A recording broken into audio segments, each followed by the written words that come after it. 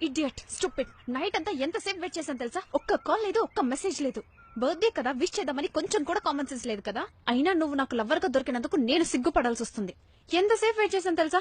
నా బర్త్డే అయినా సరే నేనే నీకు కాల్ చేస్తూ చచ్చాను. అన్ని మెసేజెస్ చేశాను, అన్ని కాల్స్ చేశాను, ఒక్కదానికి కూడా రిప్లై లేదు. ఏం చేశాను నైట్ అంతా? గిఫ్ట్ కూడా తెలియదు. మా మమ్మీ మా డాడీ అందరూ విష్ చేశారు, నువ్వు ఒక్కడివి తప్ప.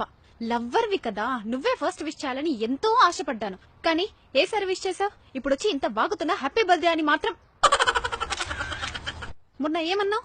కాల్లో నేనే మెసేజ్ చేయాలి, నేనే కాల్ చేయాలి అని అన్నావు. ఇప్పుడు డైలీ 10-20 సార్లు నేనే కాల్ చేస్తున్నా, నేనే మెసేజ్. ఇంత బాగుతుంటే పిచ్చి, ఇంత బాగుతుంటే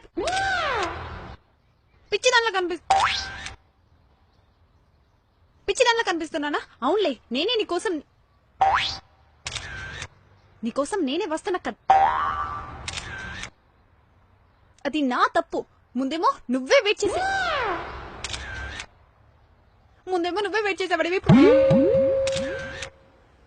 నేనే వెయిట్ చేయాల్సి వస్తుంది నీకోసం. అయినా కూడా